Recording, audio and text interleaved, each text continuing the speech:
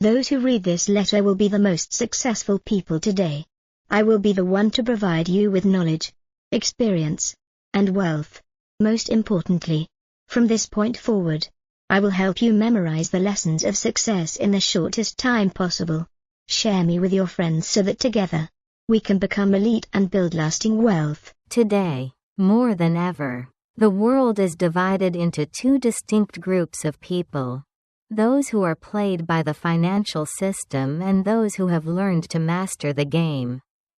The vast majority of the global population wakes up every morning to trade their most precious, non-renewable resource, time, for a piece of paper that is being devalued by the second. They are trapped in a labyrinth of hidden fees, predatory marketing, and complex jargon designed to keep them confused and subservient. But imagine a man who decides he has had enough. He stands at the edge of the financial abyss and realizes that the experts he trusted are often nothing more than salespeople in expensive suits. And the security he was promised is a desert mirage. This man embarks on a quest to infiltrate the inner sanctums of the world's most powerful financial titans, seeking the secrets that have been guarded by the 0.001% for generations. His journey is not just about accumulating currency. It is a psychological battle to reclaim his freedom and protect his family from the inevitable storms of a volatile global economy. He discovers that the game is rigged.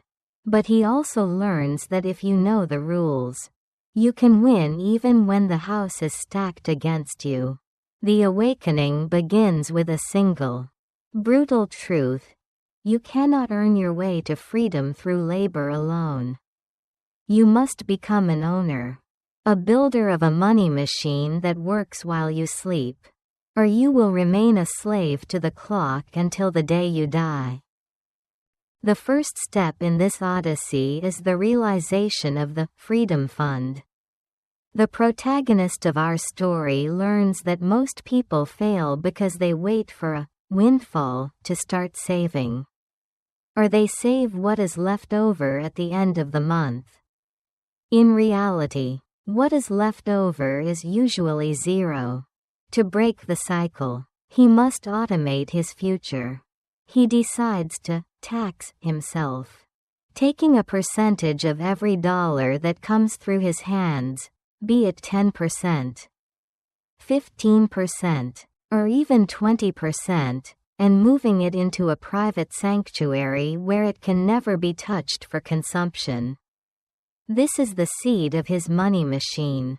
He understands that the power of compound interest is the closest thing to a miracle in the material world.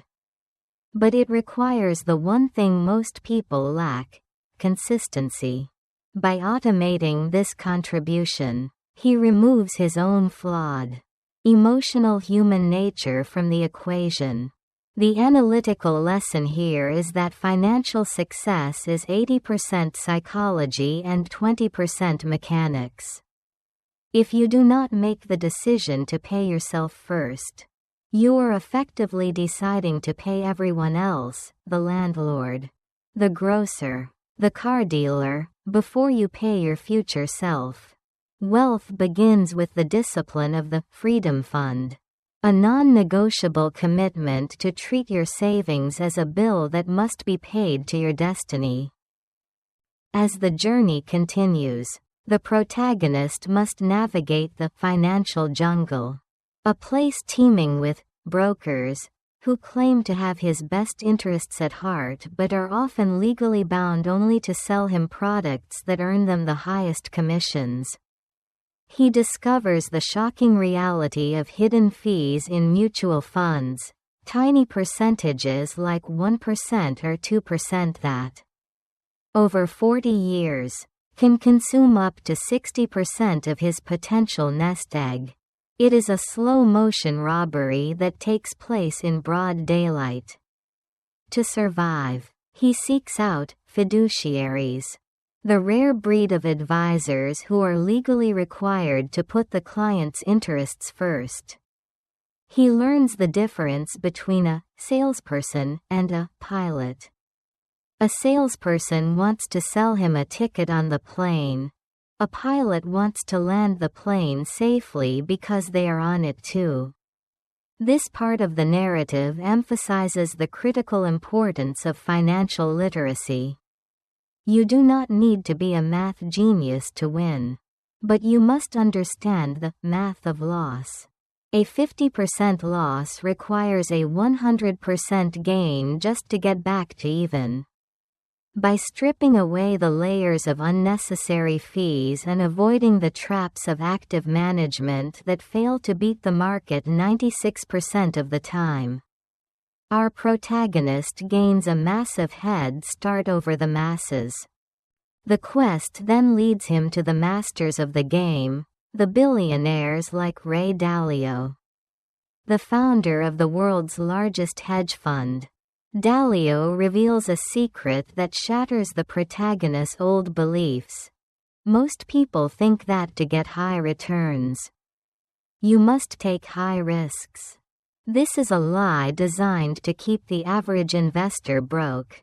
The masters seek asymmetric risk-reward, where the downside is strictly limited but the upside is virtually uncapped. Dalio shares the all-weather strategy, a revolutionary way to allocate assets so that the portfolio can thrive in any economic season. Whether the sun is shining on the economy or a blizzard of inflation is tearing through the markets. Our protagonist learns that he must diversify not just into different stocks, but into different asset classes that move in opposite directions. He learns to balance his security bucket, cash, bonds, and safe havens, with his growth bucket, stocks, real estate, and commodities, and a dream bucket to keep his spirit alive. This narrative shift shows a man moving from a gambler's mindset to a strategist's mindset. The analytical takeaway is that asset allocation is the only thing that truly determines your long-term returns.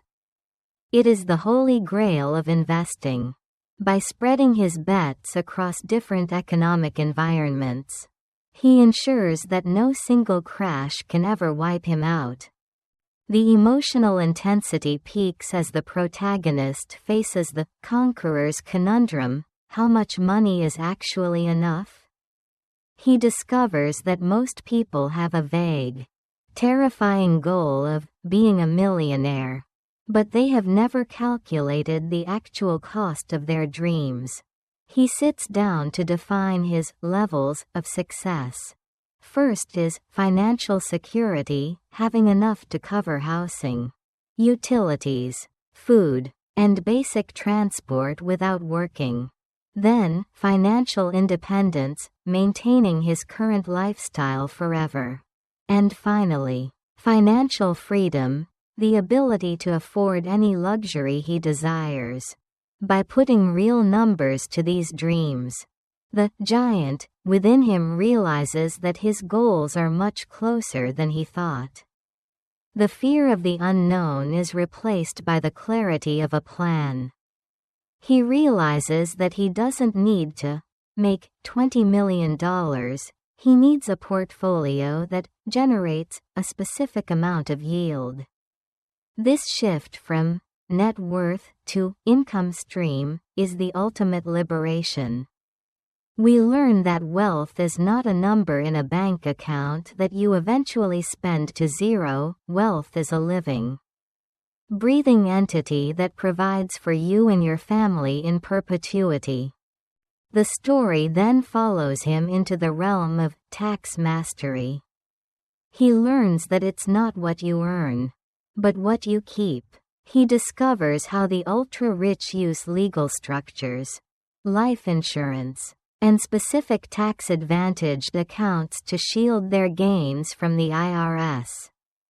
He sees that the average person is losing 30% to 50% of their wealth to taxes, while the masters pay a fraction of that. This isn't about evasion, it's about using the laws as they were written for those who know how to read them. Our protagonist becomes a tax-efficient investor, realizing that $1 saved in taxes is worth more than $1 earned in the market because it requires zero risk. The narrative here is one of empowerment and precision. He is no longer a passive victim of the system, he is an active participant who uses the rules to his advantage.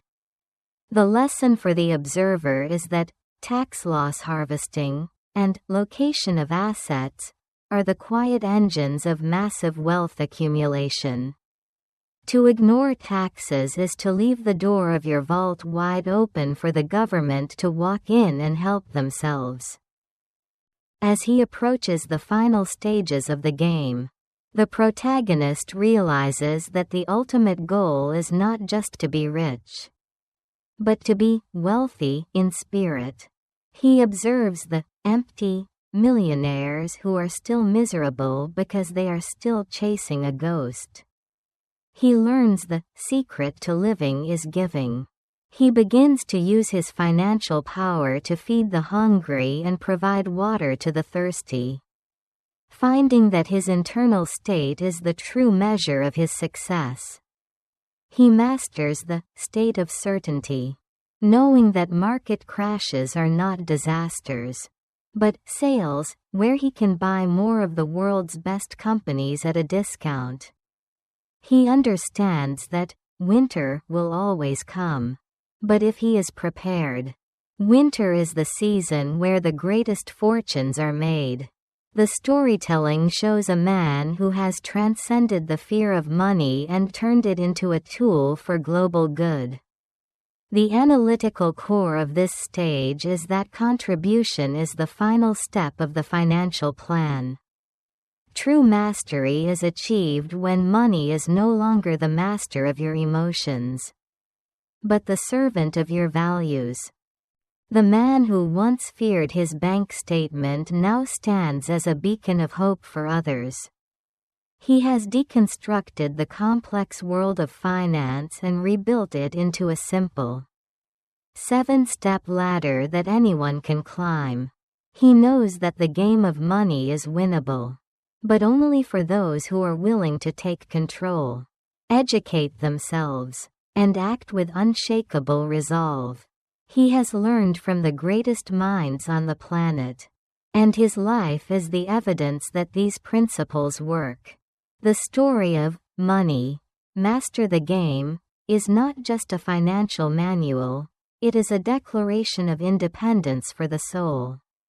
It is the story of how a human being can reclaim their dignity from a system that wants them to remain a debt-ridden consumer.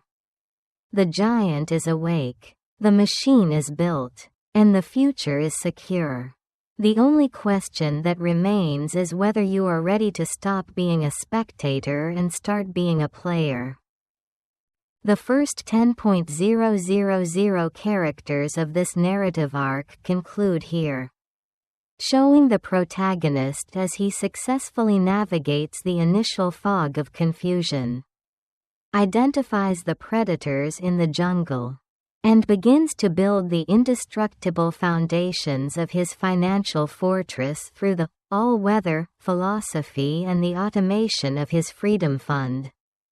He has moved from the anxiety of, how much do I have, to the clarity of, how do I grow it safely, and, how do I protect it from fees and taxes? The path ahead is one of increasing complexity and even greater rewards as he learns the specific plays of the 0.001% and prepares for the final transition from accumulation to an income stream that will last for generations. The protagonist's descent into the deep mechanics of the financial machine reveals a darker truth. The world of high finance is designed to be a hall of mirrors, where what appears to be a safe investment is often a trapdoor leading to ruin. To navigate this, he enters the second stage of his transformation, shifting from a defensive builder to a sophisticated architect of income. He discovers that the all-weather strategy provided by Ray Dalio is not just a collection of assets, but a profound understanding of economic seasons. He learns that there are only 4 environments that can exist: higher than expected inflation, lower than expected inflation, higher than expected growth, and lower than expected growth. Most investors bet their entire lives on a single season, growth, and are decimated when the winter of recession or the drought of inflation arrives. By balancing his portfolio with assets that perform in each of these 4 climates, the protagonist creates a vessel that can sail through any storm. This is the moment he realizes that risk is not a price you must pay for reward, but a variable you must engineer out of existence. As he refines his machine, he encounters the masters of asymmetric risk-reward. He studies Paul Tudor Jones, a man who famously predicted the 1987 market crash. Jones reveals a secret that sounds like heresy to the average person: 5 to 1. For every dollar he risks, he seeks a minimum of $5 in return. This means he can be wrong 80% of the time and still not lose a penny. The protagonist realizes he has been taught the exact opposite: to risk $5 to make 1. He begins to look for asymmetric opportunities, where the downside is protected by floor structures and the upside is participation in the market's growth. He discovers the power of fixed-indexed annuities and market-linked notes, tools that allow him to capture the gains of the S&P 500 while being guaranteed that he will never lose his principal, even if the market drops by 40%. The analytical lesson is staggering. You do not have to be a genius if you stop losing money. The math of the zero is the most powerful force in finance. If you never take a loss, your gains compound with a speed that is almost incomprehensible. Mastery is about protecting the downside while leaving the ceiling wide open. The narrative then takes him into the heart of the income generation phase. He learns that the greatest fear of the modern retiree is not death, but outliving their money. He watches as millions of elderly people, who worked hard and saved diligently, are forced to eat into their capital during a market downturn. A sequence of returns, risk that can destroy a lifetime of savings in a few years. To solve this, our protagonist learns to turn his pile of money into a stream of income. He builds a lifetime income bridge, using structured products and low-cost insurance vehicles that provide a check every month for as long as he lives. Regardless of how long that might be, he is no longer an investor, he is the owner of a private pension system.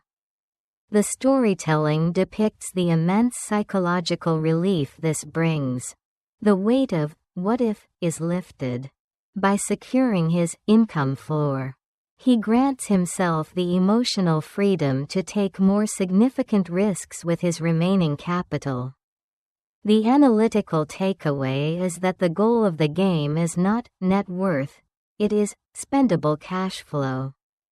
You cannot eat your house, and you cannot pay medical bills with a stock certificate unless you sell it. True wealth is the automated delivery of capital to your doorstep every 30 days. But the protagonist's journey is not just about his own comfort. It is about the 0.001% plays. He explores the world of private equity and venture capital. Realizing that the real wealth in the world is created before a company ever goes public. He learns how to gain access to institutional class investments that were previously reserved for those with tens of millions of dollars. He discovers tontines and modern versions of wealth insurance, where his money can grow tax-free and be passed to his heirs without the crippling touch of the estate tax. He realizes that the wealthy play a different game because they have different tools. However, he also learns that technology is democratizing these tools. What used to require a private banker now requires only a smartphone and the right knowledge. This segment of the story is one of empowerment. He is no longer a spectator looking through the window at the feast. He has walked through the door and taken a seat at the table. The lesson here is that complexity is the enemy of execution. But knowledge is the key to access. To master the game, you must look where others are not looking and use the vehicles that the system tries to hide from the masses. The emotional arc intensifies as he masters market volatility. Instead of running for the hills when the news anchors scream about a crash, the protagonist learns to rebalance with the cold-blooded efficiency of a machine. He knows that when stocks go down, they are on sale. He understands that a crash is the greatest gift a young or middle-aged investor can receive. He practices dollar-cost averaging, but takes it a step further by tax loss harvesting during downturns, using his losses to offset his gains and lower his tax bill to near zero. He sees the market not as a monster to be feared, but as a manic-depressive business partner who offers him prices that are sometimes too high and sometimes too low. He waits for the low moments with the patience of a tiger. This narrative portrays a man who has conquered his own fear.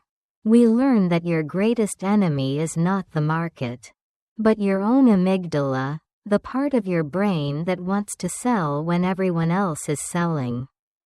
Mastery of money is, at its core, the mastery of your own emotional state during times of uncertainty. The protagonist then turns his attention to the efficiency of the machine. He looks at his life through the lens of optimization. He realizes that he can reach his financial goals 30% to 50% faster simply by moving to a more tax-friendly state or country, or by restructuring his business to take advantage of corporate tax laws. He looks for internal efficiencies, cutting out the lifestyle leeches that provide no joy but drain his capital. He isn't being cheap, he is being lethal with his resources. He views every dollar as a life energy unit. If he spends $50 on a car that he doesn't truly love, he isn't just spending money, he is spending a year of his life that he can never get back. This realization brings a profound sense of time wealth. By optimizing his spending and his taxes, he buys back years of his future. The storytelling follows him as he simplifies his life, focusing only on the experiences and people that matter. The analytical lesson is that wealth is the ability to live life on your own terms. If you can lower your cost of living while increasing your quality of life, you have won the game before you even reach your final number.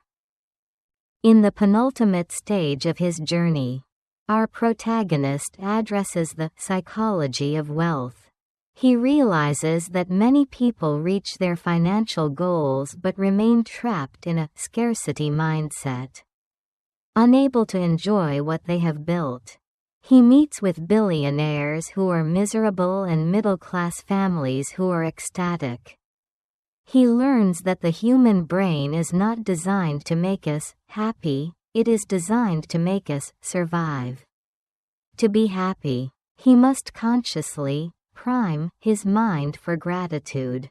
He begins every day by reflecting on the abundance in his life, ensuring that his internal thermostat is set to fulfillment rather than hunger. He discovers that the real master of the game is the person who can be wealthy regardless of how much money they have.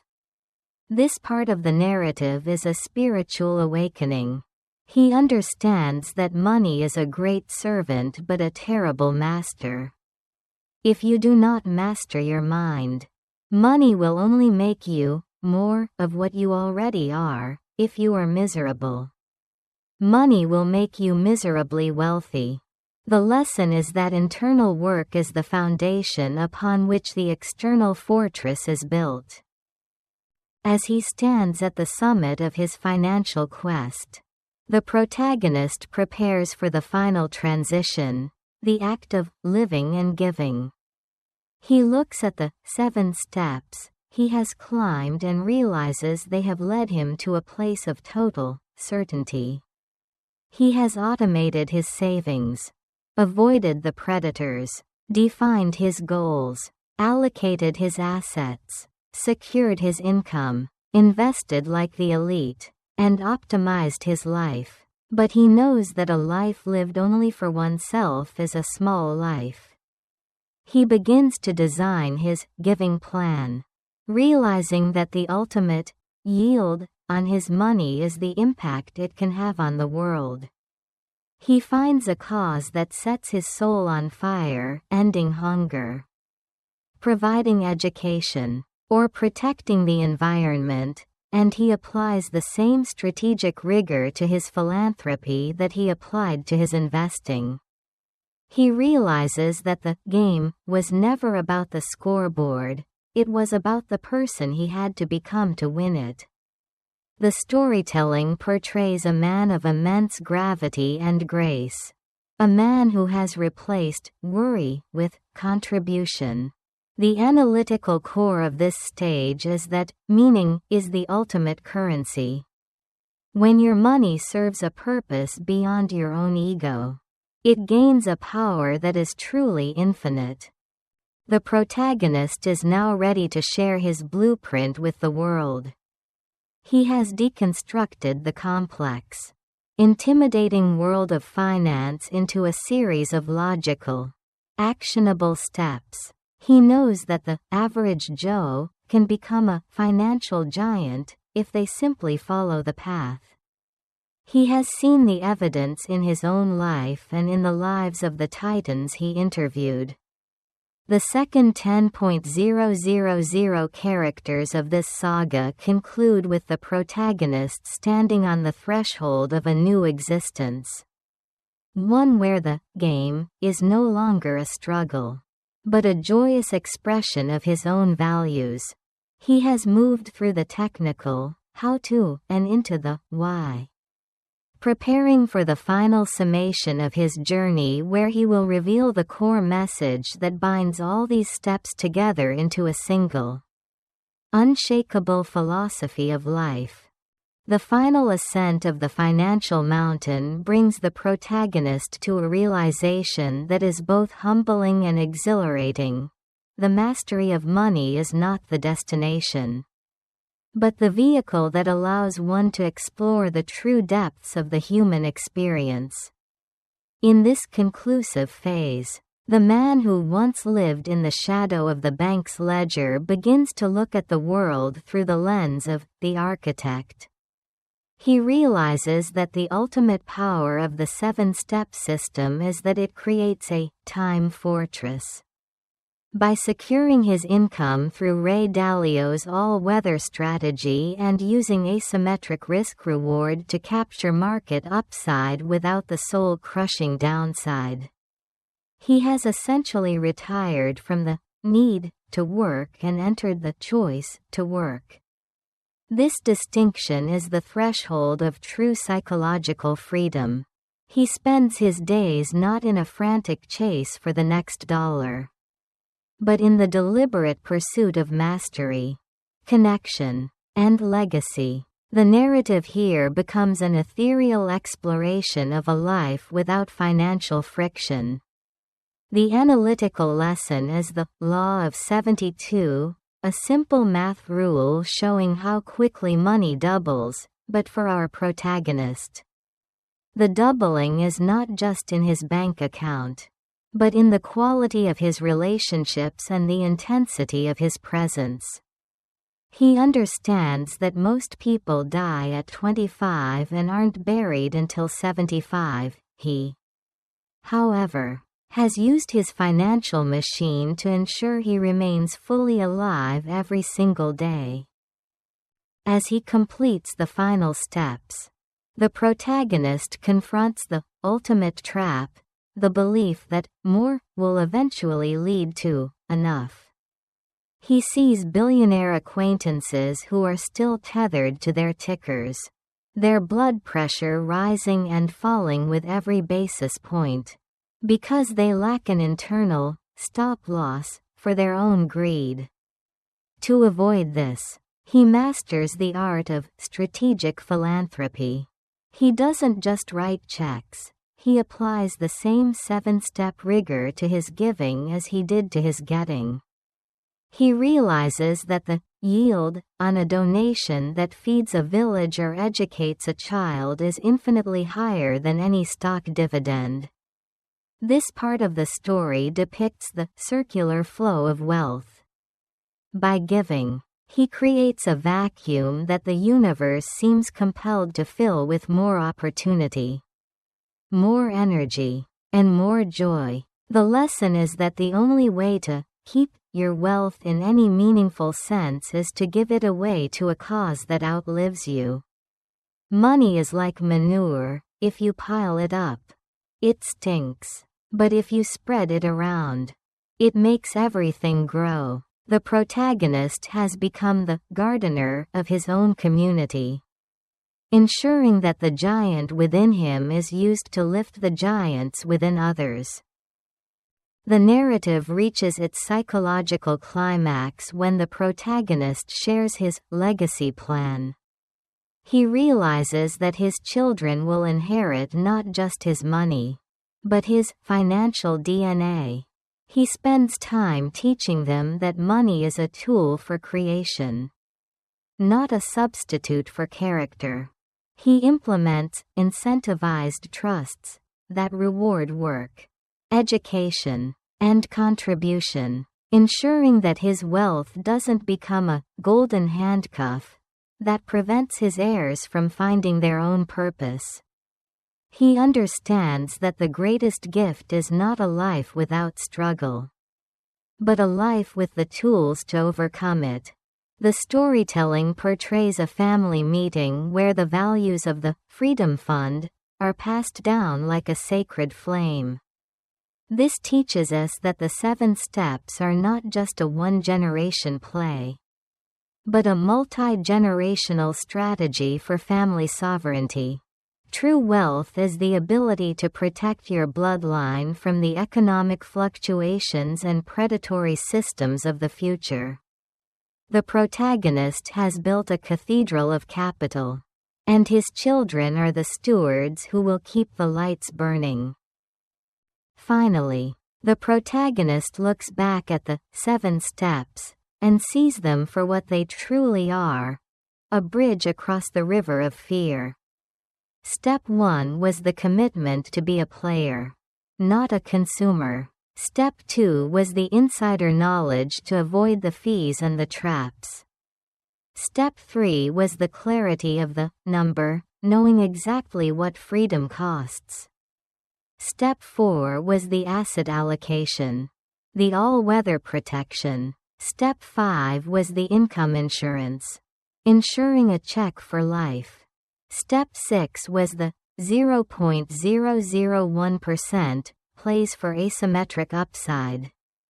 And Step 7 was the living and giving that gave the whole journey meaning.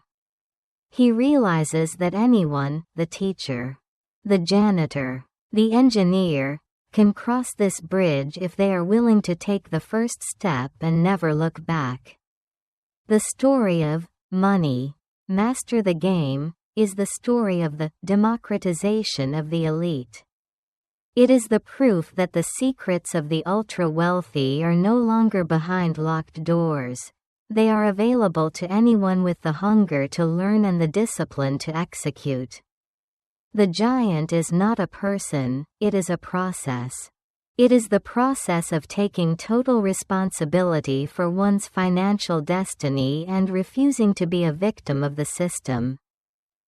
The core message of this book is that financial freedom is a math problem that has already been solved by the world's greatest minds. And your only task is to follow the proven formula.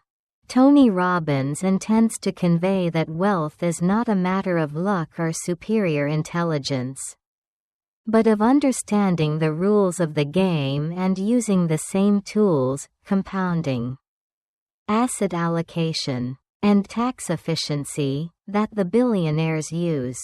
By moving from being a consumer of the economy to an owner of it, and by automating your savings into a protected, all-weather environment, you can insulate yourself from the volatility of the world and create a life of absolute certainty. The true meaning of the game is not the accumulation of paper, but the reclamation of your time and the ability to contribute to something larger than yourself. The giant within you is awakened the moment you stop working for money and start making money work for you.